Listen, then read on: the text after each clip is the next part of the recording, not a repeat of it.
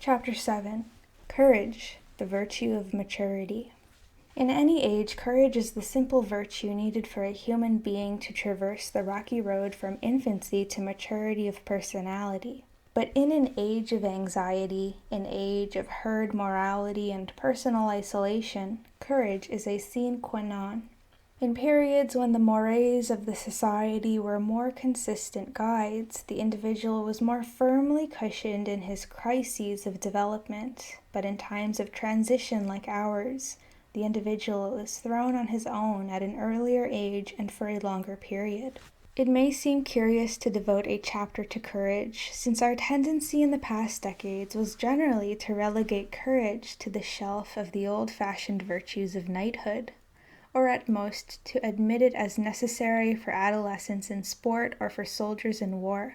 But we could bypass courage only because we oversimplified life. We suppressed our awareness of death, told ourselves that happiness and freedom would come automatically, and assumed that loneliness, anxiety, and fear were always neurotic and could be overcome by better adjustment.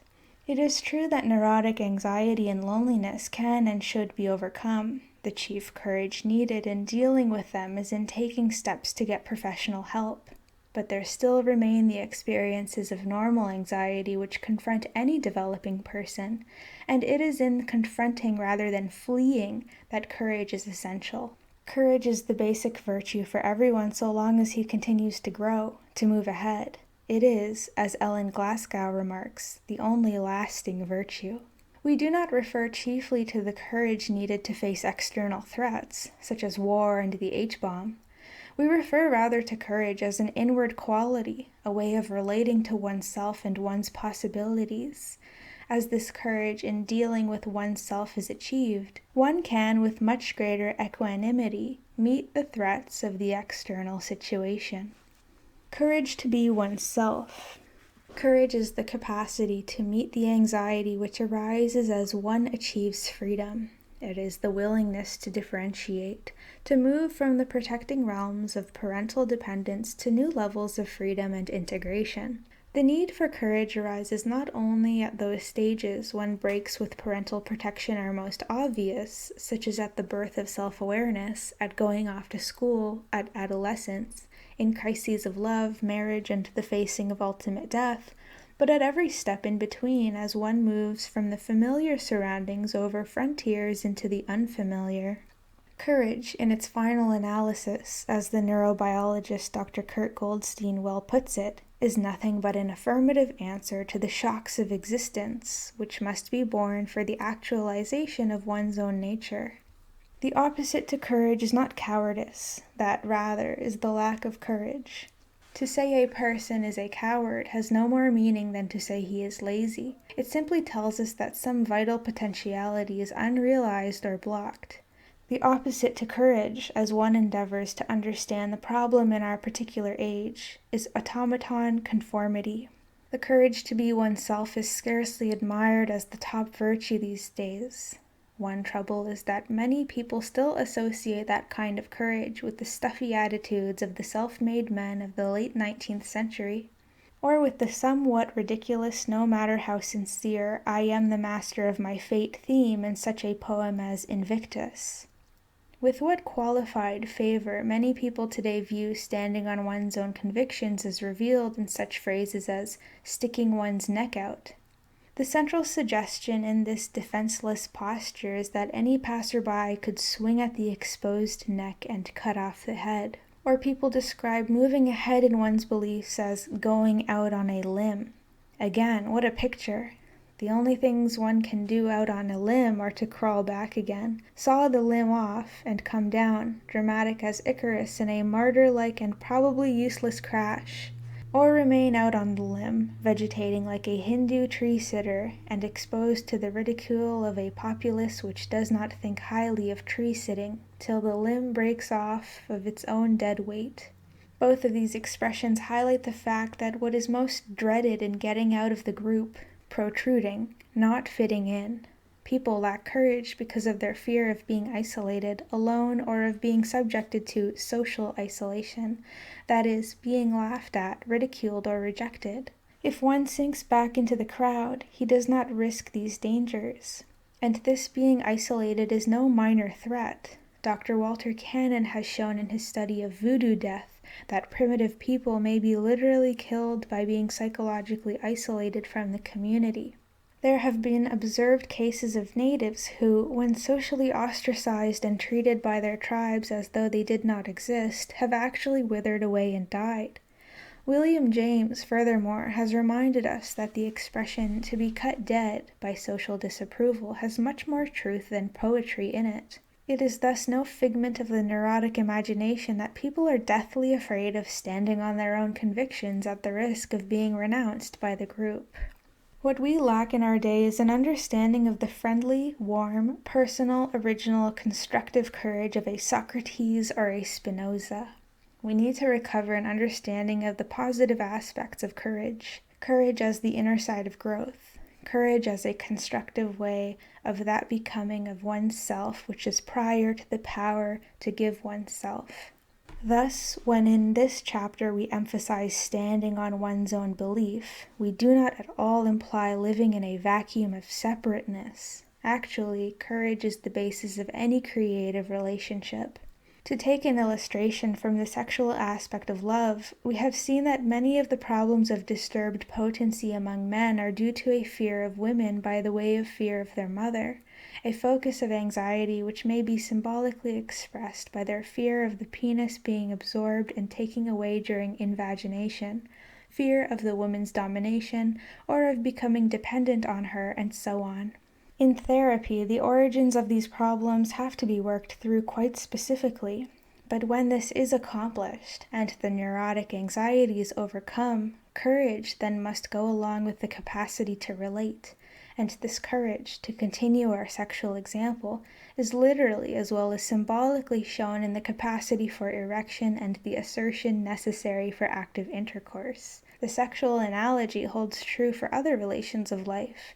It takes courage not only to assert oneself, but to give oneself.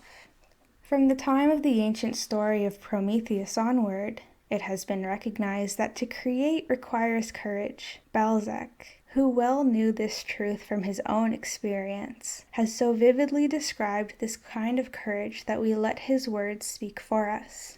Quote, "The quality that above all deserves the greatest glory in art, and by that word we must include all creations of the mind, is courage. Courage of a kind of which common minds have no conception, and which is perhaps described here for the first time.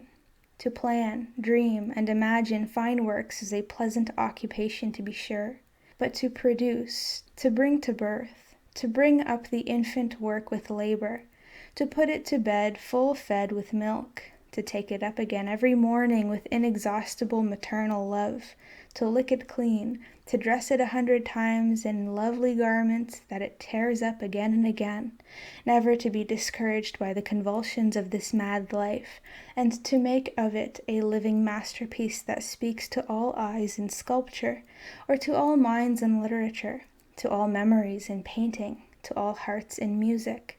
That is the task of execution. The hand must be ready at every moment to obey the mind, and the creative moments of the mind do not come to order. And work is a weary struggle at once dreaded and loved by those fine and powerful natures who are often broken under the strain of it. If the artist does not throw himself into his work like a soldier into the breach, unreflectingly, and if in that crater he does not dig like a miner buried under a fall of rock, the work will never be completed. It will perish in the studio, where production becomes impossible, and the artist looks on at the suicide of his own talent. And it is for that reason that the same reward, the same triumph, the same laurels are accorded to great poets as to great generals. We know through psychoanalytic studies, as Balzac did not, that one of the reasons creative activity takes so much courage is that to create stands for becoming free from the ties to the infantile past, breaking the old in order that the new can be born. For creating external works in art, business, or whatnot, and creating oneself, that is, developing one's capacities, becoming freer and more responsible, are two aspects of the same process. Every act of genuine creativity means achieving a higher level of self-awareness and personal freedom, and that, as we have seen in the Promethean and Adam myths, may involve considerable inner conflict. A landscape painter, whose main problem was freeing himself from ties to a possessive mother, had for years wanted to paint portraits, but had never dared. Finally pulling his courage together, he dove in and painted several portraits in the course of 3 days. They turned out to be excellent, but, strangely enough, he felt not only considerable joy, but strong anxiety as well. The night of the 3rd day he had a dream in which his mother told him he must commit suicide, and he was calling up his friends to say goodbye with a terrifying and overwhelming sense of loneliness. The dream was saying, in effect, if you create, you will leave the familiar, and you will be lonely and die. Better to stay with the familiar and not create. It is highly significant when we see the nature of this powerful unconscious threat that he could paint no more portraits for a month, until, that is, he had overcome the counterattack of the anxiety which had appeared in the dream. In Belzic's beautiful statement, there is one point with which we would disagree. That is, common minds have no conception of this courage. This is the error which comes from identifying courage with obviously spectacular acts like the soldier's charge or Michelangelo's struggles in completing the paintings on the ceiling of the Sistine Chapel.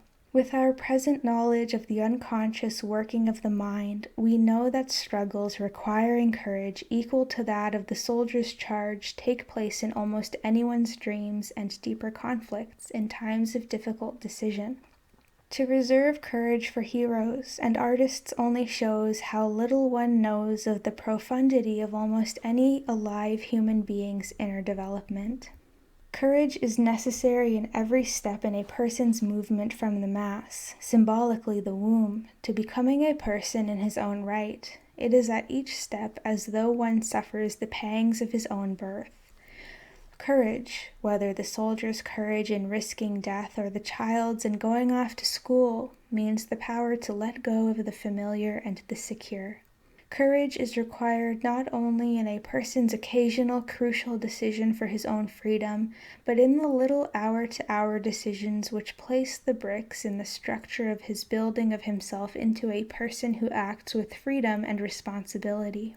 Thus, we are not talking about heroes. Indeed, obvious heroism, such as rashness, is often the product of something quite different from courage. In the last war, the hot pilots in the Air Force who appeared to be very brave in taking risks were often the ones who were unable to overcome their anxiety inwardly and had to compensate for it by courting danger in external rash deeds. Courage must be judged as an inner state, otherwise external actions can be very misleading. Galileo compromised externally with the Inquisition and agreed to recant his view that the earth moves around the sun. But what is significant is that he remained inwardly free, as is shown in his aside. According to legend, it still does move round the sun. Galileo was able to go on working, and no one from the outside can say for another what decisions constitute a giving up or a preserving of freedom.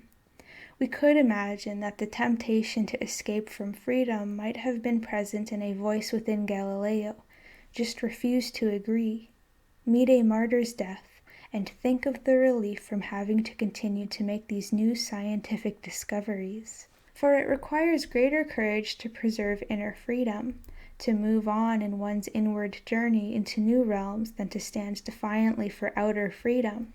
It is often easier to play the martyr as it is to be rash in battle. Strange as it sounds, steady, patient growth in freedom is probably the most difficult task of all, requiring the greatest courage. Thus, if the term hero is used in this discussion at all, it must refer not to the special acts of outstanding persons, but to the heroic element potentially in every man. Is not all courage basically moral courage? What is generally called physical courage, meaning the capacity to risk physical pain, may be simply a difference in physical sensitivity. Whether children or adolescents have the courage to fight depends only minorly on the pain involved. It depends rather on whether the child dares risk parental disapproval, or whether he can bear the added isolation of having enemies, or whether the role he has unconsciously assumed for himself as a way of getting his security is standing up for himself, or endeavoring to be liked by being compliant and playing weak. Persons who have been able to fight wholeheartedly and without inner conflict report that generally the physical pain is overcome by the zest of the conflict. And is not the so-called physical courage of risking death really a moral courage? The courage to commit oneself to a value greater than one's existence as such, and thus the courage to let go of one's life if need be? In my clinical experience, the greatest block to a person's development of courage is his having to take on a way of life which is not rooted in his own powers. We can see this point in the case of a young man who came for therapy because of homosexual tendencies, great feelings of anxiety and isolation, and rebellious tendencies which regularly disrupted his work. As a child, he had been regarded as a sissy and could never fight despite being attacked by schoolmates almost daily. He had been the youngest child of 6, there being 4 older brothers and, directly above him, a sister.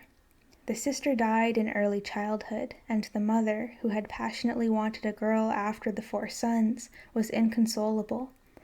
She then became very close to this youngest boy and began to treat and dress him like a girl. For him to develop feminine interests, not to learn sports with other boys, not to fight even though he was offered financial rewards by his elder brothers if he would do so, were quite logical developments. He must not risk his position with his mother, for it was clear that acceptance and approval could be gained if he accepted the preferred role of a girl. But where would he be as a 5th son? His mother already unconsciously rejected him because he was not in fact a girl. If he acted like a boy, he would be hated by her as a symbol that she had no girl and as a reminder that the little girl had died.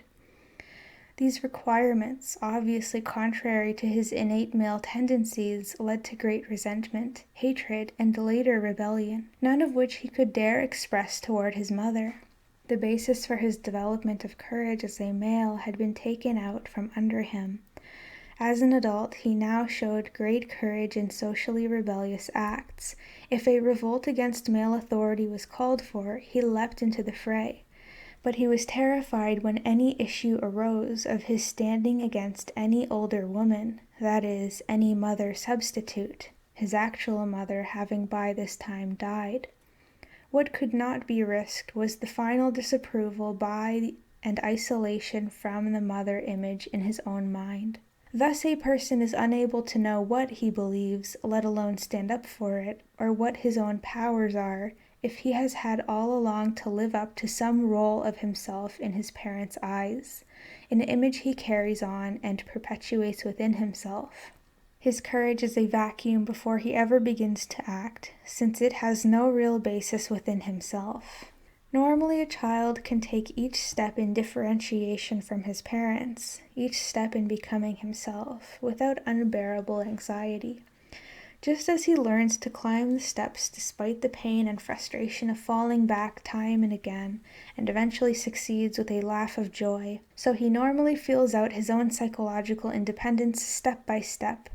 Aware of his parents' love, and aware of a security present in proportion to his degree of immaturity, he can take the occasional crises with parents and such crises as going to school, and his growing courage is not overwhelmed. He is not required to stand alone to a greater degree than he is prepared to do. But if the parents need, like the mother above, to force the child into a role or dominate or overprotect the child out of their own anxiety, his task is made that much more difficult. Parents who have inner, often unconscious doubts about their own strength tend to demand that their children be especially courageous, independent, and aggressive. They may buy the son boxing gloves, push him into competitive groups at an early age, and in other ways insist that the child be the man they inwardly feel they are not. Generally, parents who push the child, like those who overprotect him, are showing in actions which speak louder than words their own lack of confidence in him. But just as no child will develop courage by being overprotected, so no child will develop it by being pushed. He may develop obstinacy or bullying tendencies, but his courage grows only as an outcome of his confidence, generally unverbalized, in his own powers and his indigenous qualities as a human being. This confidence gets its base from his parents' love for him and their belief in his potentialities.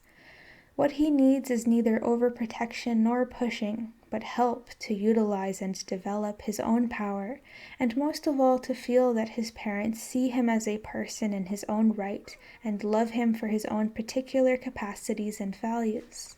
Only rarely, of course, do parents require that the child assume the role of the opposite sex. Much more often the requirements are that the child fulfill the social amenities of the parent's social group. Get good grades, and be elected to societies in college. Be normal in every respect so he never will be talked about. Marry a suitable mate, or go on in father's business. And when the son or daughter conforms to these requirements, even though, let us say, they do not believe in them, they generally rationalize their actions by saying they need to keep parental support, financial and otherwise. But on a deeper level, there is usually another motive which is even more relevant to the problem of courage. That is, living up to parental expectations is the way to gain admiration and praise from the parents, and to continue as the apple of the parental eye. Thus, vanity and narcissism are the enemies of courage. We define vanity and narcissism as the compulsive need to be praised, to be liked. For this, people give up their courage. The vain and narcissistic person seems on the surface to overprotect himself, not to take any risks, and in other ways to act as a coward because he thinks too highly of himself. Actually, however, just the opposite is the case. He has to preserve himself as a commodity by which he can buy the praise and favor he needs, precisely because without mother's or father's praise, he would feel himself to be worthless. Courage arises from one's sense of dignity and self-esteem, and one is uncourageous because he thinks too poorly of himself. The persons who require that others continually say, "He is so nice," or "so intelligent," or "good," or "she is so beautiful," are persons who take care of themselves not for the reason that they love themselves, but because the beautiful face or the clever mind or the gentlemanly behavior is a means of purchasing the parental pat on the head. This leads to a contempt for oneself, and thus many gifted persons whose qualities have made them lauded in the public eye will confess in the confidence of therapy that they feel like fakers. Vanity and narcissism, the compulsive needs to be admired and praised, undermine one's courage, for one then fights on someone else's conviction rather than one's own. In the Japanese movie Rashomon, the husband and robber fight with complete abandon when they themselves have chosen to fight, but in another case, when the wife screams, taunts at them, and they fight because of their compulsion to live up to her requirement of their masculine prowess, they fight with only half their strength. They strike the same blows, but it is as though an invisible rope held back their arms. When one acts to gain someone else's praise, furthermore, the act itself is a living reminder of the feeling of weakness and worthlessness. Otherwise, there would be no need to prostitute one's attitudes. This often leads to the cowardly feeling, which is the most bitter humiliation of all, the humiliation of having cooperated knowingly in one's own vanquishment. It is not so bad to be defeated because the enemy is stronger, or even to be defeated because one didn't fight, but to know one was a coward because one chose to sell out his strength to get along with the victor, this betrayal of oneself is the bitterest pill of all. There are also specific reasons in our culture why acting to please others undermines courage. for such acting, at least for men, often means playing the role of one who is unassertive, unaggressive, gentlemanly. And how can one develop power, including sexual potency, when he is supposed to be unassertive?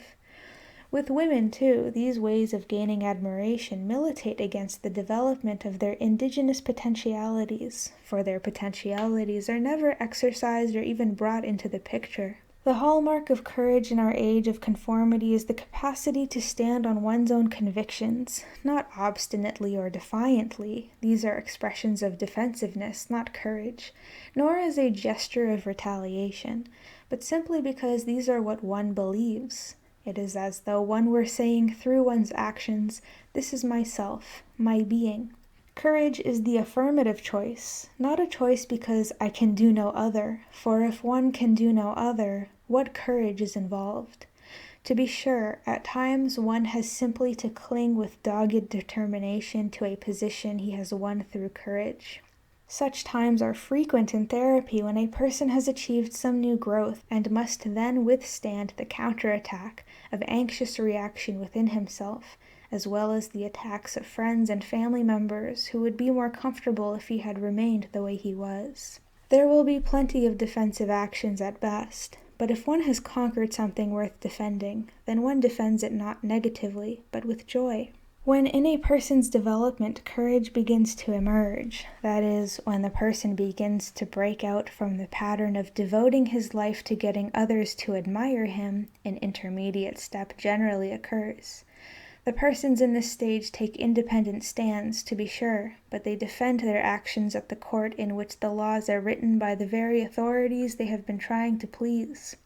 It is as though they demanded the right to be free, but, like the American colonists before the Revolution, they have to argue their case on the basis of laws written by those from whom they demand their rights. People in therapy in this stage often dream literally of trying to persuade their parents of the justice of their cause, of their right to be themselves. It may well be that this stage is the farthest that many people reach in their development toward freedom and responsibility. But in the final analysis, this halfway station leaves the person in a hopeless dilemma. For in granting his parents or parental substitutes the right to draft the laws, and in arguing before their court, he has already tacitly admitted their sovereignty. This implies his lack of freedom and his guilt if he asserts his freedom. We have already seen that this was the dilemma of the hero in Kafka's novel The Trial, who was always caught because he tried to argue his case on the assumption of the complete authority of his accusers. He was then in a hopelessly frustrating position, and was reduced, quite logically, to a position in which he could only beg from them. Imagine what would have occurred if Socrates at his trial had tried to argue against his Athenian accusers on the basis of their assumptions, their laws. All the difference in the world is made by his presupposition, "Men of Athens, I will obey God rather than you," when, as we have seen above, meant for him finding his guides for conduct in the innermost center of himself. The hardest step of all, requiring the greatest courage, is to deny those under whose expectations one has lived the right to make the laws. And this is the most frightening step. It means accepting responsibility for one's own standards and judgments, even though one knows how limited and imperfect they are. This is what Paul Tillich means by the courage to accept one's finiteness, which he holds is the basic courage every man must have. It is the courage to be and trust oneself despite the fact that one is finite. It means acting, loving, thinking, creating, even though one knows he does not have the final answers, and he may well be wrong.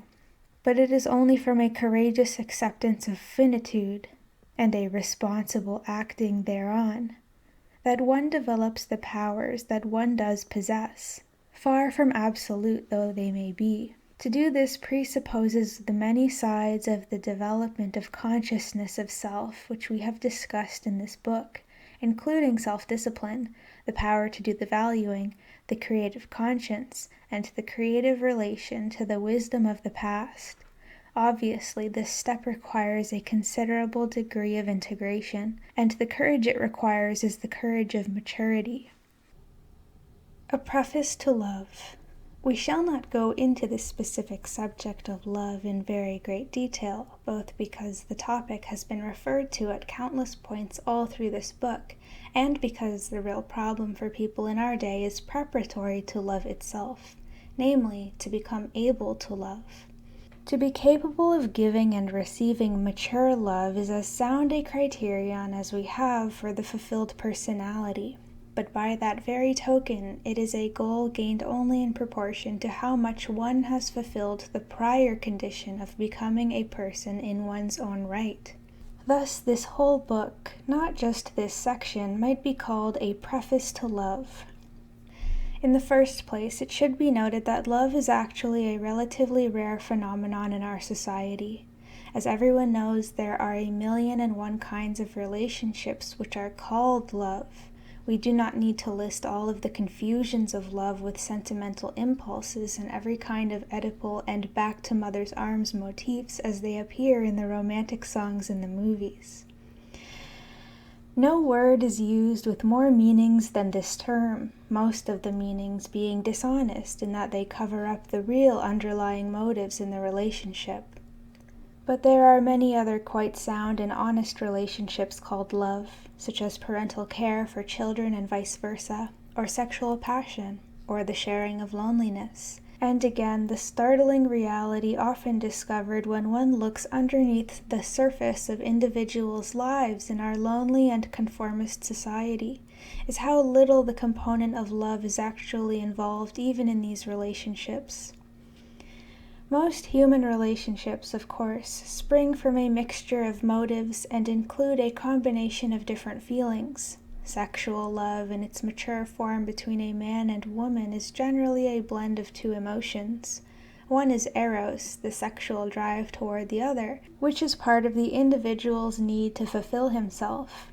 2.5 millennia ago, Plato pictured eros as the drive of each individual to unite with the complements to himself. The drive to find the other half of the original androgyne, the mythological being who was both man and woman. The other element in mature love between man and woman is the affirmation of the value and worth of the other person, which we include in our definition of love given below. But granted the blending of motives and emotions, and granted that love is not a simple topic, the most important thing at the outset is to call our emotions by their right names, and the most constructive place to begin learning how to love is to see how we fail to love. We shall have made a start, at least, when we recognized our situation as that of the young man in Odin's The Age of Anxiety. So, learning to love, at length he is taught, to know he does not. Our society is, as we have seen, the heir of 4 centuries of competitive individualism, with power over others as a dominant motivation, and our particular generation is the heir of a good deal of anxiety, isolation, and personal emptiness. These are scarcely good preparations for learning how to love. When we look at the topic on the level of national relations, we come to similar conclusions. It is easy enough to hide into the comforting sentiment, love will solve all. To be sure, it is obvious that this distraught world's political and social problems cry out for the attitudes of empathy, imaginative concern, love for the neighbor and the stranger. Elsewhere, I have pointed out that what our society lacks is the experience of community, based on socially valuable work and love. And lacking community, we fall into its neurotic substitute, the neurosis of collectivism. But it is not helpful to tell people ipso facto that they should love. This only promotes hypocrisy and sham, of which we have a good deal too much in this area of love already.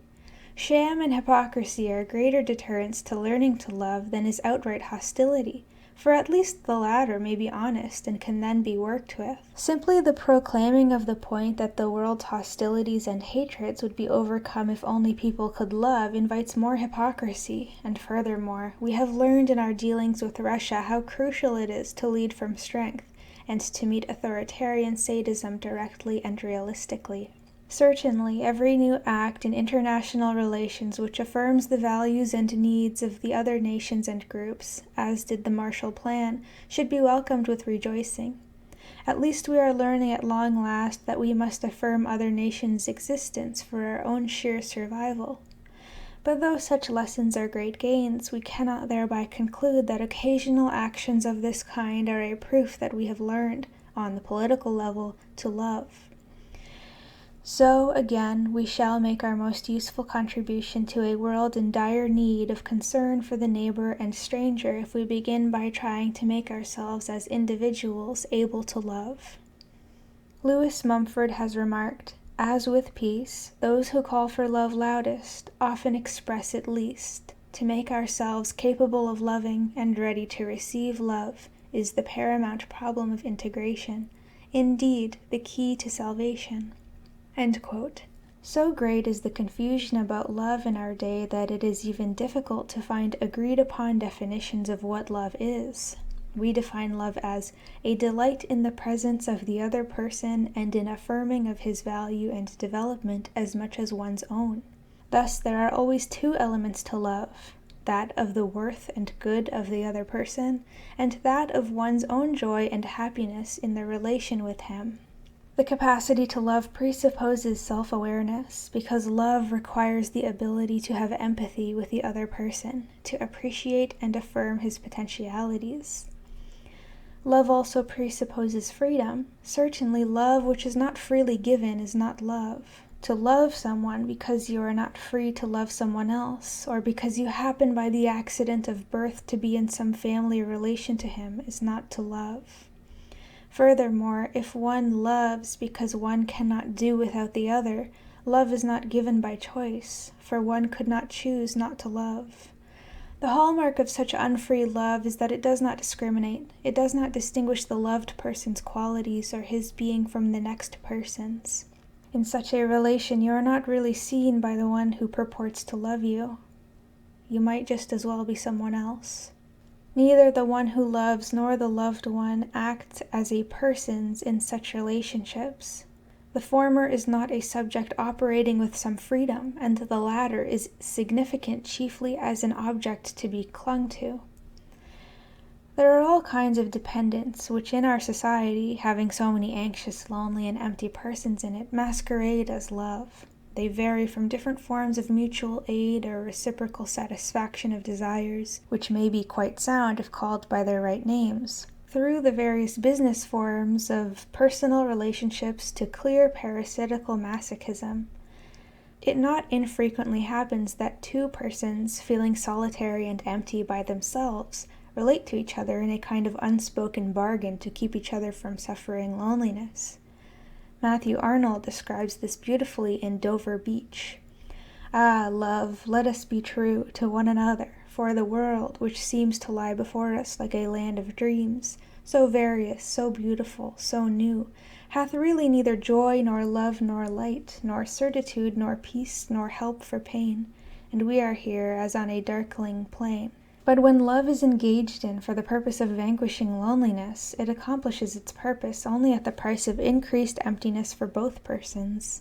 Love, as we have said, is generally confused with dependence, but in point of fact, you can love only in proportion to your capacity for independence. Harry Stack Sullivan has made the startling statement that a child cannot learn to love anybody before he is pre-adolescent. You can get him to sound like it, to act so you can believe it, but there is no real basis, and if you stress it, you get queer results, many of which become neuroses. That is to say, until this age, the capacity for awareness and affirmation of other persons has not matured enough for love. As an infant and child, he is quite normally dependent on his parents, and he may in fact be very fond of them, like to be with them, and so forth. Let parents and children frankly enjoy the happiness such a relationship makes possible. But it is very healthy and relieving for parents, in the same respect of reducing their need to play God and their tendency to arrogate to themselves complete importance in nature's scheme for the child's life, to note how much more spontaneous warmth and care the child shows in dealing with his teddy bear or doll, or later on his real dog, than he shows in his relations with human beings. The bear or doll make no demands on him. He can project into them all he likes, and he does not have to force himself beyond his degree of maturity to empathize with their needs. The live dog is an intermediate step between the inanimate objects and human beings. Each step, from dependence through dependability to interdependence, represents the developmental stage of the child's maturing capacity for love. One of the chief things which keeps us from learning to love in our society, as Erich Fromm and others have pointed out, is our marketplace orientation. We use love for buying and selling. One illustration of this is in the fact that many parents expect that the child love them as a repayment for their taking care of him. To be sure, a child will learn to pretend to certain acts of love if the parents insist on it, but sooner or later it turns out that a love demanded as a payment is no love at all. Such love is a house built upon sand, and often collapses with a crash when the children have grown into young adulthood. Why does the fact that the parent has supported or protected a child, sent him to camp and later to college, have anything necessarily to do with his loving the parent? It could as logically be expected that the son should love the city traffic policeman on the corner who protects him from trucks, or the army mess sergeant who gets him his food when he is in the army. A deeper form of this demand is that the child should love the parent because the parent has sacrificed for him. But sacrifice may be simply another form of bargaining and may have nothing to do in motivation with an affirmation of the other's values and development. We receive love from our children as well as others, not in proportion to our demands or sacrifices or needs, but roughly in proportion to our own capacity to love. And our capacity to love depends, in turn, upon our prior capacity to be persons in our own right. To love means especially to give, and to give requires a maturity of self-feeling. Love is shown in the statement of Spinoza's we have quoted above, that truly loving God does not involve a demand for love in return. It is the attitude referred to by the artist Joseph Binder. Quote, "To produce art requires that the artist be able to love, that is, to give without thought of being rewarded." End quote. We are not talking about love as a giving up or self-abnegation. One gives only if he has something to give. Only if he has a basis of strength within himself from which to give. It is most unfortunate in our society that we have had to try to purify love from aggression and competitive triumph by identifying it with weakness. Indeed, this inoculation has been so much of a success that the common prejudice is that the weaker people are, the more they love, and that the strong man does not need to love. No wonder tenderness, that yeast without which love is as soggy and heavy as unrisen bread, has been generally scorned, and often separated out of the love experience. What was forgotten was that tenderness goes along with strength. One can be gentle as he is strong. Otherwise, tenderness and gentleness are masquerades for clinging. The Latin origin of our words is nearer the truth. Virtue, of which love is certainly one, comes from the root vir, man, here in the sense of masculine strength, from which the word virility is also derived. Some readers may be questioning, but does one not lose himself in love? To be sure, in love as in creative consciousness, it is true that one is merged with the other, but this should not be called losing oneself. Again, like creative consciousness, it is the highest level of fulfillment of oneself. When sex is an expression of love, for example, the emotion experienced at the moment of orgasm is not hostility or triumph, but union with the other person. The poets are not lying to us when they sing of the ecstasy in love. As in creative ecstasy, it is that moment of self-realization when one temporarily overleaps the barrier between one identity and another. It is a giving of oneself and a finding of oneself at once. Such ecstasy represents the fullest interdependence in human relations, and the same paradox applies as in creative consciousness. One can merge oneself in ecstasy only as one has gained the prior capacity to stand alone, to be a person in one's own right. We do not mean this discussion to be a counsel of perfection, nor is it meant to rule out or depreciate all of the other kinds of positive relationships, such as friendship, which may also be an important aspect of the parent-child relations, various degrees of interchange of human warmth and understanding, the sharing of sexual pleasure and passion, and so on. Let us not fall into the error so common in our society of making love in its ideal sense all-important, so that one has only the alternatives of admitting he has never found the pearl of great price, or resorting to hypocrisy and trying to persuade himself that all of the emotions he does feel are love. We can only repeat, we propose calling the emotions by their right names. Learning to love will proceed most soundly if we cease trying to persuade ourselves that to love is easy, and if we are realistic enough to abandon the illusory masquerades for love in a society which is always talking about love, but has so little of it. Courage to see the truth. In one of his flashing aphorisms which illuminate the whole new landscape like a burst of lightning, Nietzsche proclaimed, "Error is cowardice." That is to say, the reason we do not see truth is not that we have not read enough books, or do not have enough academic degrees, but that we do not have enough courage. By truth, we do not mean scientific facts alone, or even chiefly. The problem with facts is to be accurate. If you recall the last dozen questions which troubled you, on which, that is, you had to ponder and chew to find out what you could believe was true, you will discover that very few, if any of them, had to do with matters that could be proven by scientific facts. Which job to take, whether one is in love or not, how to help one's child with a social problem in school, or what one feels or wants in this matter or that. It is such questions that occupy one during the day and even during his dreams at night. Technical proofs rarely help one on such issues. One has to venture, and whether one arrives at the best answer depends very intimately on the degree of one's maturity and courage. Even in discovering scientific truth before it is reduced to accepted formulae, such as Columbus's venture to prove the earth was round or Freud's early explorations, the finding of the truth hinges greatly on the investigator's inner qualities of probity and courage. A graphic picture of the inner struggle required to see truth is given to us in a letter the philosopher Schopenhauer wrote to Goethe.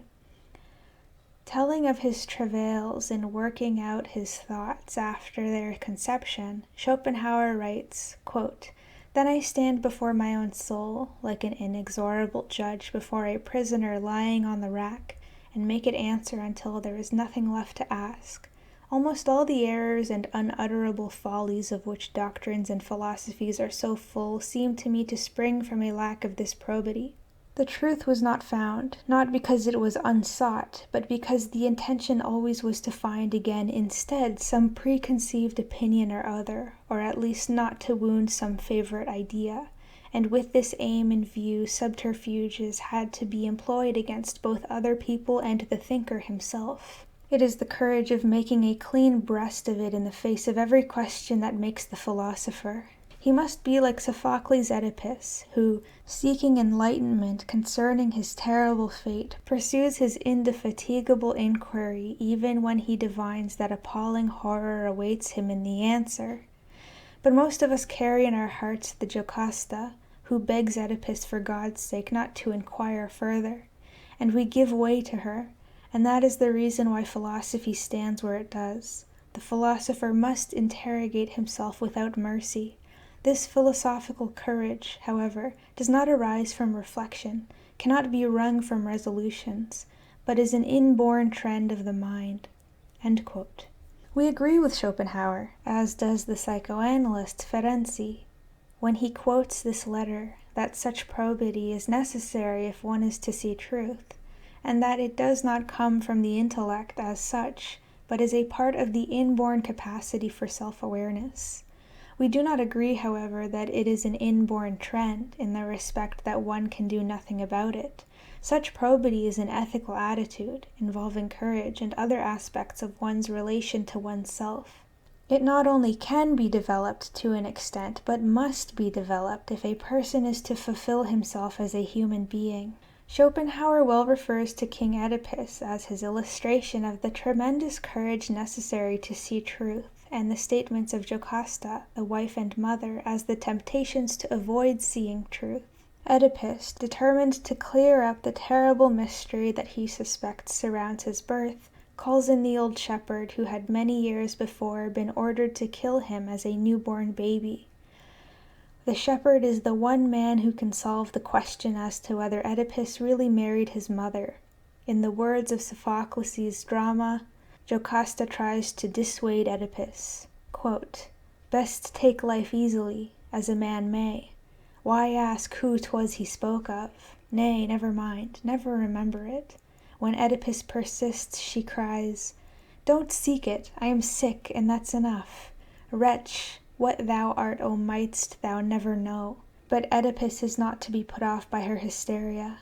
'I will not hearken, not to know the whole. Break out what will, I shall not hesitate, low though it be, to trace the source of me.'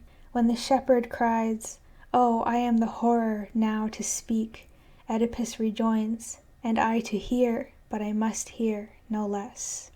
When Oedipus learns the horrible truth that he has killed his father and married Jocasta, his mother, he puts his eyes out. This is a very important symbolic act. Self-blinding is literally what people do when they have profound inner conflicts. They blind themselves so that they are closed off in greater or less degree from the reality around them. Since Oedipus does this after learning how he has been living a delusion, we may take it as an act symbolizing the tragic difficulty, the finiteness and blindness of man in seeing the truth about himself and his origin. Oedipus's situation may seem extraordinary, but the difference between his struggle in seeing truth and ours in the common run of life is one of degree, not kind. The drama gives us an age-old but ever-new picture of the inner pain and conflict in finding out truths about ourselves. It is this aspect of the drama, rather than the fact that Oedipus slept with his mother, which makes Freud's selection of the myth a stroke of genius. For to seek truth is always to run the risk of discovering what one would hate to see. It requires that kind of relationship to oneself, and that confidence in ultimate values, that one can dare to risk the possibility of being uprooted from the beliefs and day-to-day values by which one has lived. It is not surprising then, as Pascal has remarked, that a genuine love of wisdom is a relatively rare thing in human life. To see truth, like the other unique characteristics of man which we have discussed, depends on man's ability to be conscious of himself. He thus can transcend the immediate situation, and in imagination he can try to see life steadily and see it whole. By his self-consciousness he can also search within himself, and there find the wisdom which speaks in greater or lesser degree to every man who has ears to hear. The ancient Greeks, as Plato reports, believed that we discover truth through reminiscence, that is, by remembering, by intuitively searching into our own experience. In the famous demonstration of this, Socrates gets an uneducated slave boy, Meno, to prove the whole Pythagorean theorem simply by asking him questions. We do not need to accept Plato's mythological explanation, that each of us carries ideas implanted in the mind in a previous existence in heaven, and knowledge is a recollecting of these ideas, to agree that the phenomenon itself is a very common experience. Each of us has been observing, experiencing, learning a great deal more throughout our lives, probably especially in the early years, than we are aware, and we have had to lock it away in the closet of so-called unconsciousness because of the necessity of getting along with parents, teachers, and social conventions. Children and crazy people tell the truth, goes the adage, and unfortunately children soon learn not to. This forgotten store of wisdom is available to us as we become sufficiently clarified, sensitive, courageous, and vigilant to tap it. The popular idea that people cannot see truth because their selves get in the way is therefore false. It is not the self which makes us see through a glass darkly and distort what we see. It is rather the neurotic needs, repressions, and conflicts. These lead us to transfer some prejudice or expectation of our own to other people and the world around us. Thus, it is precisely the lack of self-awareness which leads us to call error truth. The more a person lacks self-awareness, the more he is prey to anxiety and irrational anger and resentment. And while anger generally blocks us from using our more subtle intuitive means of sensing truth, anxiety always blocks us. Also, if a person tries to rule out the self in seeing truth, if, that is, he pretends that he comes to his conclusions like a disembodied judge surveying everything from Mount Olympus, he is victim of greater delusion. Since he assumes his truth is absolute and uninfluenced by his personal interests rather than simply by his honest approximation to truth, he may become a dangerous dogmatist. Only technical issues can be true in abstraction from the immediate needs, desires, and struggles of the human beings involved. In fact, one of the most common ways of avoiding seeing truth, the particular form of resistance generally used by intellectuals in psychotherapy, is to make an abstract or logical principle out of the problem, and generally by enough clever intellectualizing one can arrive at a fine-looking solution which is so fascinating. But, lo and behold, we later discover that all the brilliant intellectualizing did not solve the problem in reality at all, and in fact was precisely a way of avoiding the problem. Seeing truth is a function not of the separate intellect, but of the whole man. One experiences truth in moving ahead as a thinking, feeling, acting unity. We love not intellect the less, but the person more in this approach to truth. I have been a learner all my life, writes Berdyaev in his autobiography, but I make truth, which is universal, my own from within. Through the exercise of my freedom and my knowledge of truth is my own relation to truth. End quote. In a previous chapter, we noted Orestes' statement that as he became free from incestuous infantile ties, he also became freer from the prejudices of Mycenae, freer from the tendency of each man to see only his own image in others' eyes and in the world around him. To be able to see truth thus goes along with emotional and ethical maturity. When one is able to see truth in this way, he gains confidence in what he says. He has become convinced of his beliefs on his own pulse and in his own experience, rather than through abstract principles or through being told. And he also gains humility, for he knows that since previous things he saw were partially distorted, what he now sees will also have its element of imperfection. This kind of humility does not weaken the strength of one's stand for one's own beliefs, but keeps the door open for new learning and the discovery of new truth on the morrow. Chapter 8. Man, the Transcender of Time. Some readers, however, may be raising another question. It is all very well to discuss the goals of maturity, they may be saying, but the clock is running out, with the world in a semi-psychotic state, and the Third World War and catastrophe hovering around the corner. How can one talk about the long and steady development necessary for self-realization? Let us put this question concretely. Here is a young husband, for example, who was decorated as a lieutenant in the last war, and is now the editor of a newspaper. Thus he presumably has no less courage and energy than the next man. Just before going overseas, he had married an attractive and talented woman, but he now painfully discovers that he and his wife have serious problems in their relationship, problems that it will take months, perhaps a couple of years, of emotional growth with the aid of psychotherapy to overcome. Is it worth the effort and struggle, he asks himself as well as the therapist, since I probably will be drafted again before long anyway, and after that who knows? Maybe I should let the marriage crack up, and make out with whatever temporary relationships I happen upon for these next uncertain years. Or here, for example, is a brilliant young instructor in a university. He has his heart set on plans to write a book which will take perhaps 5 years and promises to be a considerable scientific contribution to his field. He began therapy to get help in overcoming some blockages which kept him from producing his best work. But how can one write a book with any integrity, he wonders, if there is no assurance of the few years' time any good book takes? Possibly an atom bomb will fall on New York in the meantime, so is it worthwhile starting at all? The question of time, just how late is it, is thus the focus for the most pressing anxiety of many modern persons.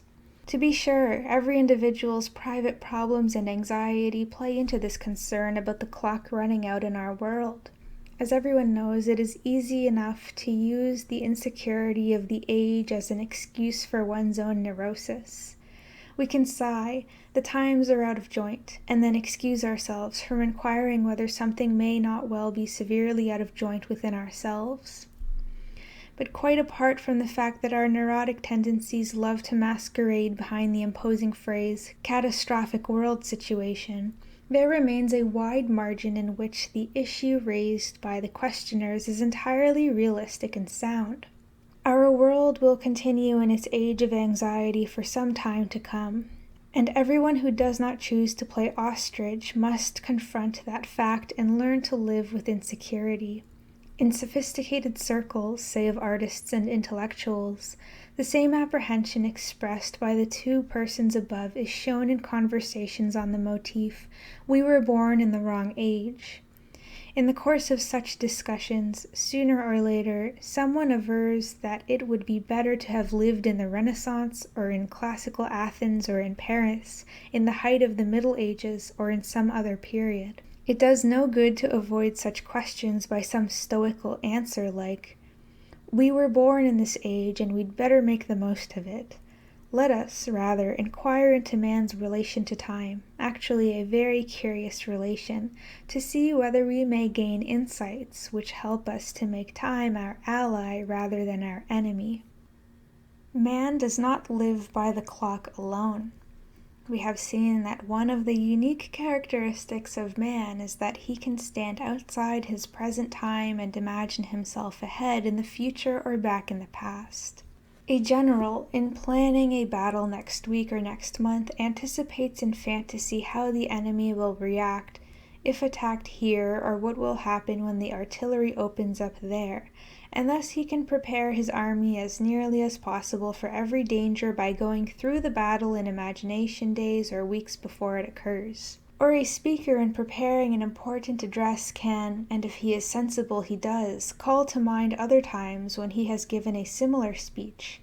He reviews how the audience reacted, what parts of the address were successful and which were not, what attitude on his part was most effective, and so on. By reenacting the event in imagination, he learns from the past how better to meet the present. This power to look before and after is part of man's ability to be conscious of himself. Plants and animals live by quantitative time, an hour, a week, or a year past, and the tree has another ring on its trunk. But time is a quite different thing for human beings. Man is the time-surmounting mammal. In his works on semantics, Alfred Korzybski has insistently made the point that the characteristic which distinguishes man from all other living things is his time-binding capacity. By that, says Korzybski, I mean the capacity to use the fruits of past labors and experiences as intellectual or spiritual capital for developments in the present. I mean the capacity of human beings to conduct their lives in the ever-increasing light of inherited wisdom.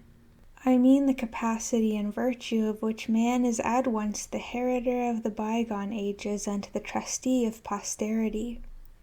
End quote. Psychologically and spiritually, man does not live by the clock alone. His time, rather, depends on the significance of the event. Yesterday, let us say, a young man spent an hour traveling on the subway each way to his work, 8 hours on his relatively uninteresting job, 10 minutes after work talking to a girl he has recently fallen in love with and dreams of marrying, and 2 hours in the evening at an adult education class. Today he remembers nothing of the 2 hours on the subway. It was an entirely empty experience, and he, as is the practice of many people, had closed his eyes and tried to sleep, that is, to suspend time until the trip was over. The 8 hours on the job made only a little impression on him. Of the evening class he can recall a little more, but the 10 minutes with the girl occupies him most of all. He had 4 dreams that night, 1 about his class, 3 about the girl. That is to say, the 10 minutes with the girl takes up more room space than 20 hours in the rest of the day. Psychological time is not the sheer passage of time as such, but the meaning of the experience, that is, what is significant for the person's hopes, anxiety, growth. Or take a 30-year-old adult's memories of his childhood. During the year when he was 5, thousands of events happened to him, but now at 30, he can recall only 3 or 4. The day when he went to play with his friend and the friend ran off with an older child, or the instant that morning when he saw the new tricycle under the Christmas tree, or the night his father came home drunk and struck his mother, or the afternoon his dog got lost. This is all he can recall, but, interestingly enough, he remembers this handful of events which occurred 25 years ago more vividly than 99% of the events that occurred just yesterday. Memory is not just the imprint of the past time upon us, it is the keeper of what is meaningful for our deepest hopes and fears. As such, memory is another evidence that we have a flexible and creative relation to time, the guiding principle being not the clock but the qualitative significance of our experiences. This does not mean that quantitative time can be ignored. We have simply pointed out that we do not live by such time alone. Man is always part and parcel of the natural world, involved in nature at every point. We will rarely live over 70 or 80 years, no matter what we think about it. We get old, or we get tired if we work too long at a stretch, and we cannot escape the necessity of being realistic about the clock and calendar. Man dies like every other form of life, but he is the animal who knows it and can foresee his death. By being aware of time, he can control and use it in certain ways. The more a person is able to direct his life consciously, the more he can use time for constructive benefits. The more, however, that he is conformist, unfree, undifferentiated, the more, that is, he works not by choice but by compulsion, the more he is then the object of quantitative time. He is the servant of the time clock or whistle. He teaches such and such number of classes per week or punches so many rivets per hour. He feels bad or good depending on whether it is Monday and the beginning of a work week or Friday and the end. He gauges his rewards or lack of them on the scale of how much time he puts in. The more conformist and unfree he is, the more time is the master. He serves time as the amazingly accurate expression has it for being in jail. The less alive a person is, alive here defined as having conscious direction of his life, the more is time for him the time of the clock. The more alive he is, the more he lives by qualitative time. A man who lives intensely really lives, as E. Cummings says, but a man who lives to be 120 doesn't necessarily live at all. You say, I lived a whole lifetime in a moment, a cliché that's true, and vice versa. One takes a long train ride, and it's a stinking bore. You read detective stories to kill time. If time were any good, why kill it? Some of the anxiety on the time is running out theme in our day comes from something deeper than the threat of imminent war or of the H-bomb. For the passage of time in any place has the power to frighten the human being. A dog does not worry that another month or a year has passed, but many people are caught up short when they think of it. They may feel that time is their arch enemy, like that horrible picture of death as the grim reaper, or they sigh with relief when they say, time is on our side. The most obvious example of how people are frightened by time is their fear of growing older, but such fear is generally a symbol for the fact that their consciousness of time always confronts them with the question of whether they are alive, growing, or merely trying to ward off ultimate decay and extinction. I think it was C.G. Jung who said, accurately enough, that a person is afraid of growing old to the extent that he is not really living now. Hence it follows that the best way to meet the anxiety about growing old is to make sure one at the moment is fully alive. But even more significantly, people are afraid of time because, like being alone, it raises the specter of emptiness, of the frightening void. On the everyday level, this is shown in the fear of boredom. Man, as Erich Fromm has said, is the only animal who can be bored. And in that short sentence lies great import. Boredom is the occupational disease of being human. It is a man's awareness of the passage of time tells him only that the day comes and goes and winter follows autumn and that nothing is happening in his life except hour succeeding hour. He must desensitize himself or else suffer painful boredom and emptiness. It is interesting that when we are bored, we tend to go to sleep, that is, to blot out consciousness, and become as nearly extinct as possible. Every human being experiences some boredom. A great deal of one's work, for example, must be gone through more or less by routine, but it becomes unendurable only when it has not been freely chosen or affirmed by oneself as necessary for the attainment of some greater goal. On a not-so-everyday level, the anticipation of empty time can be a horror for people because they feel that if they had nothing to do, no dates and no regular plans, they would go crazy with uncertainty. When, because of special problems of guilt and anxiety, as in the case of Macbeth, or because of inner emptiness, as in the case of many people in our day, life does signify nothing. It is indeed reality that, tomorrow and tomorrow and tomorrow, creeps in this petty pace from day to day, to the last syllable of recorded time, and all our yesterdays have lighted fools the way to dusty death. In this state, one's chief wish is to blot out time, as Shakespeare adds, or to make oneself anesthetic to it. These efforts may take the form of intoxication, or, more extremely, drug addiction, or the relatively common form of trying to fill up the time to make it pass quickly.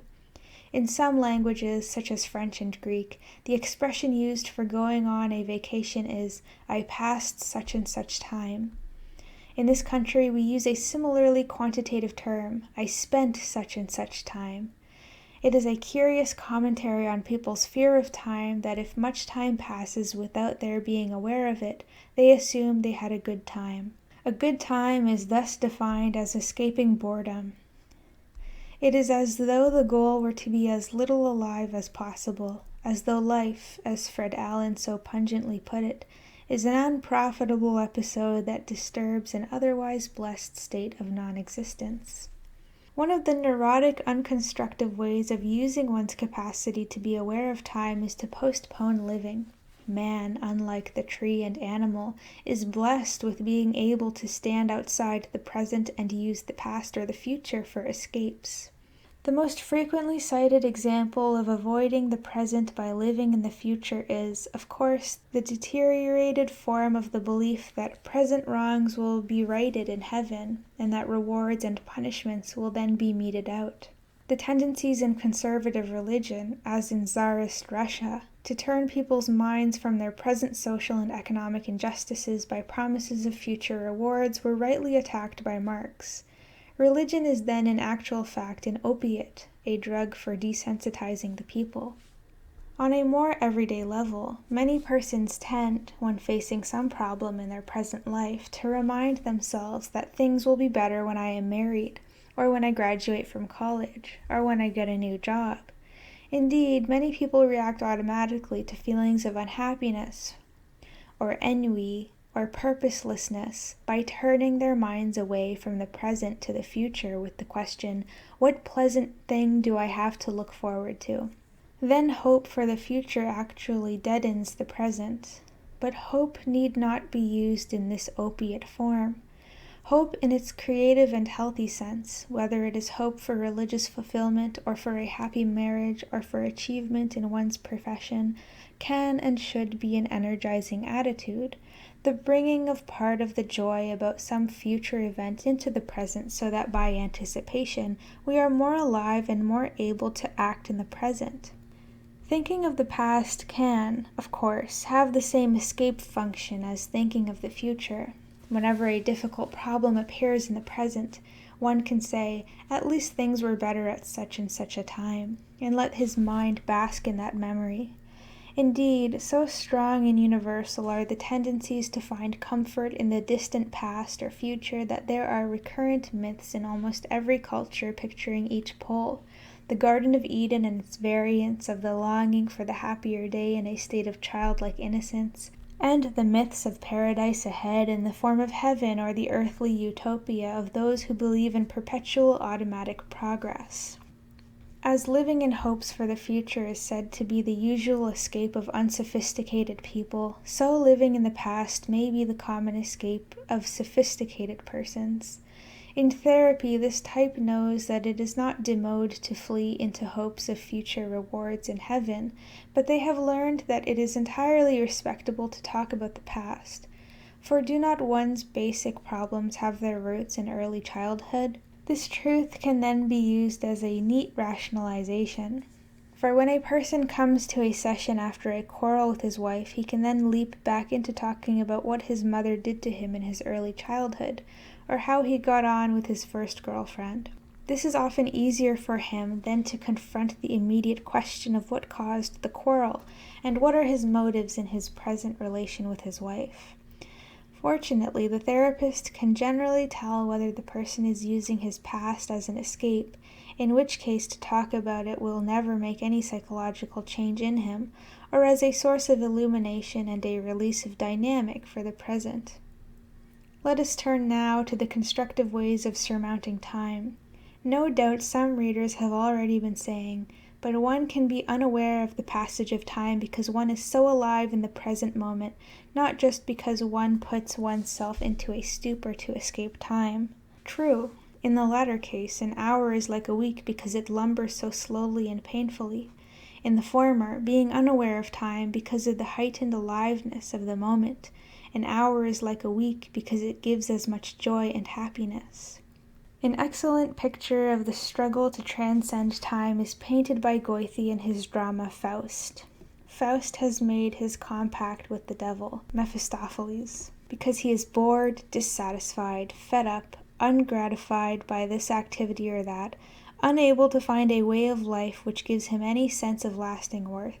Indeed, the folk saying that the devil has work for idle hands is put in much more poetic form by Goethe when he has Mephistopheles say, in so many words, that for him time is complete monotony. What good for us this endlessly creating? 'Tis just the same as if it never existed, yet goes in circles round, as if it had, however. I'd rather choose, instead, the void forever. How more vividly could it be stated that the kingdom of Mephistopheles is the kingdom of monotony and the void? As the story progresses, Faust is given everything he desires, his sweetheart Margaret, later Helen of Troy, then knowledge, power, and eventually he becomes chancellor to the emperor. Then as an old man he undertakes to construct dikes to push the sea back so that in place of stagnant swamps, green fields appear. The men in his land can then till the soil and raise their food, and their herds grow fat on the rich land. When Faust notes the joy of the people because of his deed of cultural and natural creativity, he suddenly experiences what he never had before, the joy of the eternal moment. Then dared I hail the moment fleeing. Ah, still delay, thou art so fair. The traces cannot of mine earthly being, and eons perish. They are there, in proud forefeeling of such lofty bliss. I now enjoy the highest moment, this. These words of Faust, that in his act the traces of his earthly being have an eternal significance, lead us to inquire, how does one find the meaning of the fleeing moment? The pregnant moment. The first thing necessary for a constructive dealing with time is to learn to live in the reality of the present moment. For psychologically speaking, this present moment is all we have. The past and future have meaning because they are part of the present.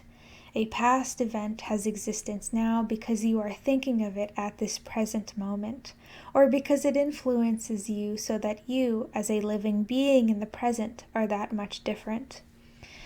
The future has a reality because one can bring it into his mind in the present. Past was the present at one time, and the future will be the present at some coming moment. To try to live in the when of the future or the then of the past always involves an artificiality, a separating oneself from reality. For in actuality, one exists in the present. The past has meaning as it lights up the present, and the future as it makes the present richer and more profound. When a person looks directly into himself, all he is aware of is this instant of consciousness at that particular moment in the present. It is this instant of consciousness which is most real and must not be fled from. Dr. Otto Rank was the therapist who most persuasively pointed out that the past and future live in the psychological present. In the 1920s, orthodox psychoanalysis was bogging down in artificial excursions into the past, which lacked reality and dynamic and were in danger of becoming the same deadening intellectual exercises. Interesting as archaeological explorations, but without power to change anyone's life, for which Freud had attacked academicians. Rank jarred psychotherapy back to reality by showing that whatever is significant in a person's past, such as in early childhood relations, will be brought into his present relationships. His early relations with father and mother appear in the present in his way of treating therapist, wife, and employer, what Freud aptly called transference. One does not need merely to talk about such past relations in therapy. In actions which speak louder than words, the basic conflicts emerge directly in the consulting room in the anger, dependency, love, or whatnot that the patient feels toward the therapist. Though he, the patient, may not be aware at the time that this is what he is acting out. This is why in therapy, experiencing is always more powerful and curative than talking about experiences. And it is by no means as easy as it may look to live in the immediate present, for it requires a high degree of awareness of oneself as an experiencing I.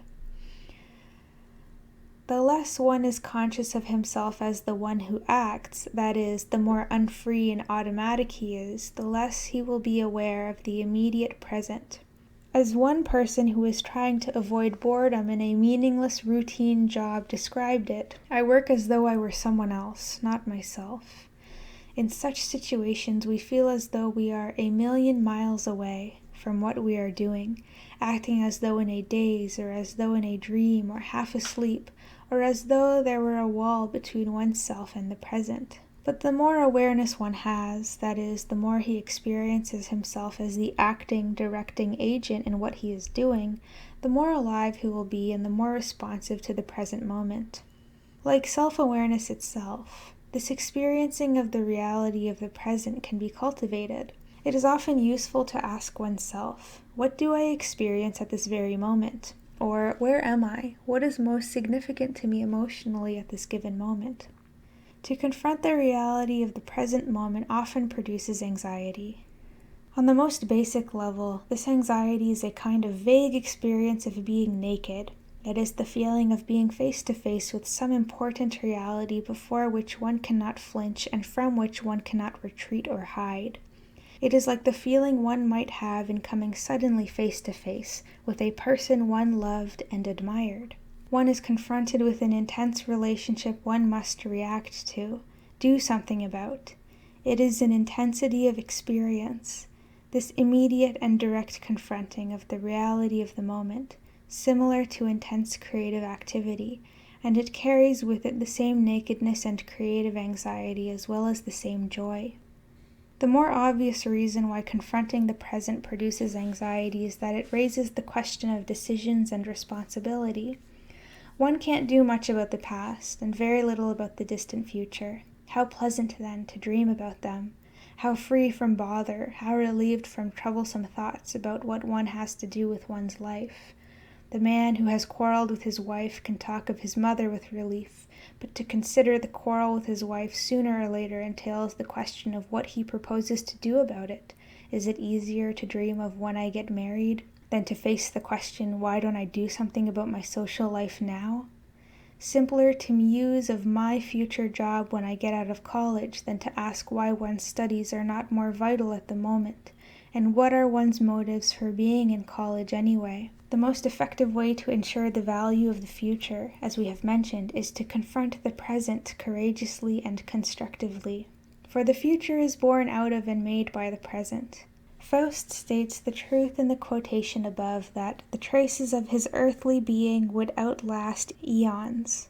That is to say, every creative act has its eternal aspect. This is not by ecclesiastical fiat, or merely because of the immortality of influence, but because, as we have shown in the section above, an essential characteristic of the creative act done in human consciousness is that it is not limited by quantitative time. No one values a painting according to how long it took to paint it, or how big it is. Should we judge our actions by more superficial standards than a painting? This brings us to the deteriorated forms of the religious idea of eternal life. The phrase eternal life is popularly used to imply endless time, as though eternity meant going on year after year limitlessly. One sees this view implied in the question frequently painted by some persons, with what motives heaven only knows, on the sides of buildings to challenge the passerby on the highways, where will you spend eternity? This is an odd question when you think about it. Spend implies a given quantity. If you spend half your money, you have only half left. And could one spend half or 2/3 of eternity? Such a view of eternity is not only repugnant psychologically, what a boring prospect that one spend year after year endlessly, but it is also absurd logically and unsound theologically. Eternity is not a given quantity of time, it transcends time. Eternity is the qualitative significance of time. One doesn't have to identify the experience of listening to music with the theological meaning of eternity to realize that in music, or in love, or in any work which proceeds from one's inner integrity, that the eternal is a way of relating to life, not a succession of tomorrows. Hence, Jesus proclaimed, "The kingdom of heaven is within you." That is to say, your experience of eternity will be found in how you relate to each given moment, or not at all. Goethe echoes the same truth in putting into Faust's mouth the phrase, "forefeeling of such lofty bliss." Eternity comes into the present moment as a quality of existence. The deteriorated uses of the term eternal have caused many intelligent people to avoid it, and that has been unfortunate, for it has meant omitting an important side of human experience and constricting our views psychologically and philosophically. The problem of time may well be the fundamental problem of philosophy, writes Berdyaev. An instant in time, he adds, possesses value to the extent to which it is united to eternity and provides an issue out of the issuelessness of time, only in virtue of being an atom of eternity. End quote. The present moment is thus not limited from one point on the clock to another. It is always pregnant, always ready to open, to give birth. One has only to try the experiment of looking deeply within himself, let us say, trailing almost any random idea, and he will find, so rich is a moment of consciousness in the human mind, that associations and new ideas beckon in every direction. Or take a dream. It occurred in just one flash of consciousness as the alarm went off, yet it might take many minutes for you to tell all it pictured. To be sure, one picks and chooses. One does not live out his dreams or fantasies except temporarily, if he is composing music, or in a psychoanalytic session, or constructing some plan and fantasy for his work. And even then he keeps a clear awareness of the relation of the beckoning possibilities which are being uncovered to actual reality. Thus the moment always has its finite side, to use a philosophical term, which the mature person never forgets. But the moment also always has its infinite side. It always beckons with new possibilities. Time for the human being is not a corridor, it is a continual opening out. In the light of eternity, there are many experiences which jar us out of the quantitative, routine treadmill of time, but chief among them is the thought of dying. A modern English author describes how he endeavored for years to write by following conventional methods. "I thought I could write to formula," as he put it, and during those years he plodded along at a mediocre level. but during the war, he continued, I found out why I had not been published before. When we were all thinking we might die the next day, I decided to write what I wanted. When we point out, as actually happened, that his writing then became successful, some persons might interpret the illustration with a conventional success moral. If you wish to be successful, write what you want. But such a moral, of course, entirely misses the point. The author's previous need to write according to external standards and for ulterior purposes, success being the chief one in our day, was exactly what was blocking him and tapping his qualities and powers as a writer. And it was precisely this need that he gave up at the time of facing death. If one may die tomorrow, why knock one's self out trying to fit this standard or that formula? Assuming that success and rewards might be achieved by writing to formula, which is a toss-up in any case, one may not be around long enough anyway to enjoy the rewards, so why not treat oneself to the joy at the moment of writing according to one's own integrity? The possibility of death jars us loose from the treadmill of time because it so vividly reminds us that we do not go on endlessly. It shocks us into taking the present seriously. The Turkish proverb employed to rationalize procrastination, tomorrow is also a blessed day, no longer comforts and excuses. One cannot wait around forever. It makes more crucial for us the fact that while we are not dead at the moment, we sometime will be. So why not choose something at least interesting in the meantime? The so-called cynical poet of the Old Testament, Ecclesiastes, is in fact very realistic at this point. Amid his recurrent refrain, all is vanity, he points out that the wise man will not wait around for future rewards and punishments. Whatsoever thy hand findeth to do, Ecclesiastes continues, do it with thy might. For there is no work, nor substance, nor knowledge, nor wisdom in the grave, whither thou goest. Spinoza was fond of saying that a man should act sub specie aeternitatis, under the form of eternity. For I understand eternity, he writes, to be existence itself, for the existence of a thing, such as an eternal truth, cannot be explained by duration or time. End quote. He goes on to say that the existence of something depends on its essence, an idea which isn't as abstruse as it sounds at first glance. To apply it to oneself, a person acts under the form of eternity to the extent that his actions arise from his own essential center.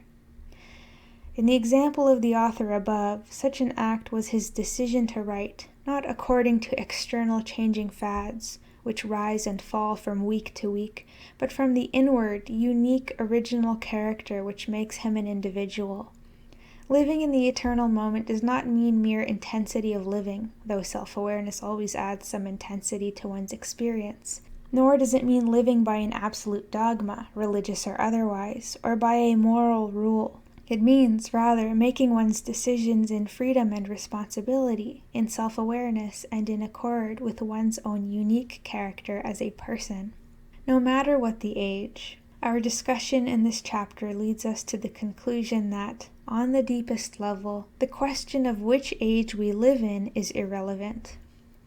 The basic question is how the individual, in his own awareness of himself and the period he lives in, is able through his decisions to attain inner freedom and to live according to his own inner integrity.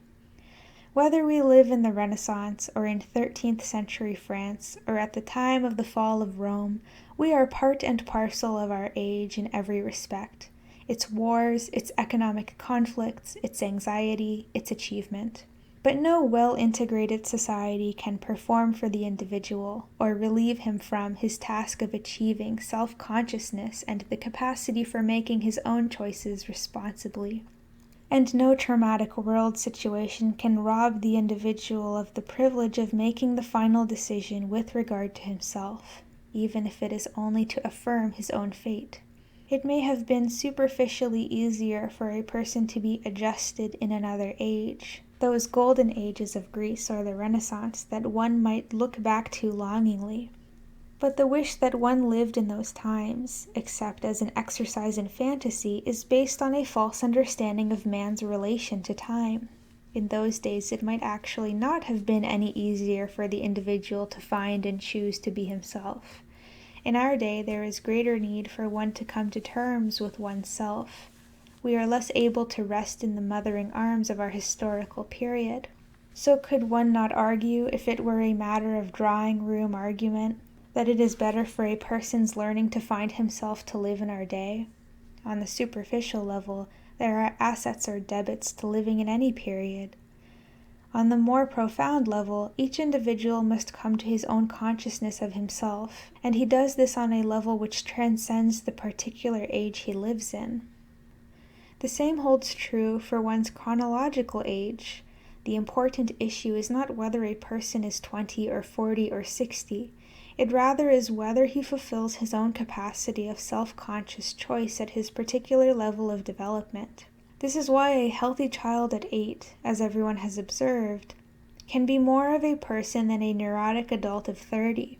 The child is not more mature in a chronological sense, nor can he do as much as the adult, nor take care of himself as well, but he is more mature when we judge maturity by honesty of emotion, originality, and capacity to make choices on matters adequate to his stage of development. The statement of the person of 20 who says, "I will begin to live when I am 35, is as falsely based as the one who, at 40 or 50, laments, "I cannot live because I have lost my youth." Interestingly enough, one generally finds on closer inspection that this is the same person, that the one who makes that lament at 50 was postponing living also at 20, which demonstrates our point even more incisively. This transcending of time is illustrated again in the drama of Orestes, in his tragic struggle to become free from the incestuous circle, as we observed it in Chapter 4. Orestes was able to some extent to overcome the tendency to see only himself in others' eyes, and thus to see truth to some degree objectively and to love outwardly. These are all ways of living sub specie aeternitatis. They show the human being's capacity to transcend the given situation of the moment. They involve transcending Mycenae, or, as Orestes symbolically expresses it, walking out of the limits of the city, toward humanity. When Orestes has left the stage in the last sentences of Jeffers' version of the drama, the concluding words, referring to the young man's eventual death, express our point exactly. But young or old, few years or many, signified less than nothing to him who had climbed the tower beyond time, consciously. The task and possibility of the human being is to move from his original situation as an unthinking and unfree part of the mass, whether this mass is his actual early existence as a fetus or his being symbolically a part of the mass in a conformist automaton society, to move from the womb, that is, through the incestuous circle, which is but one step removed from the womb, through the experience of the birth of self-awareness, the crises of growth, the struggles, choices, and advances from the familiar to the unfamiliar, to ever-widening consciousness of himself, and thus ever-widening freedom and responsibility, to higher levels of differentiation in which he progressively integrates himself with others in freely chosen love and creative work.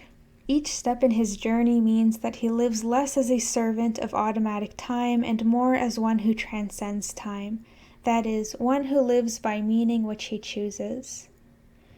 Thus the person who can die courageously at 30, who has attained a degree of freedom and differentiation that he can face courageously the necessity of giving up his life, is more mature than the person who on his deathbed at 80 cringes and begs still to be shielded from reality. The practical implication is that one's goal is to live each moment with freedom, honesty, and responsibility. One is then in each moment fulfilling so far as he can his own nature and his evolutionary task. In this way, one experiences the joy and gratification that accompany fulfilling one's own nature. Whether the young instructor eventually completes his book or not is a secondary question. The primary issue is whether he or anyone else writes and thinks in the given sentence or paragraph what he believes will gain the praise of another, or what he himself believes is true and honest according to his lights at the moment. The young husband, to be sure, cannot be certain of his relation with his wife of 5 years hence, but in the best of historical periods, could one ever have been certain that he would live out the week or month? Does not the uncertainty of our time teach us the most important lesson of all? That the ultimate criteria are the honesty, integrity, courage, and love of a given moment of relatedness? If we do not have that, we are not building for the future anyway. If we do have it, we can trust the future to itself. The qualities of freedom, responsibility, courage, love, and inner integrity are ideal qualities, never perfectly realized by anyone, but they are the psychological goals which give meaning to our movement toward integration. When Socrates was describing the ideal way of life and the ideal society, Glaucon countered, "Socrates, I do not believe that there is such a city of God anywhere on earth." Socrates answered, "Whether such a city exists in heaven or ever will exist on earth, the wise man will live after the manner of that city, having nothing to do with any other, and in so looking upon it, will set his own house in order."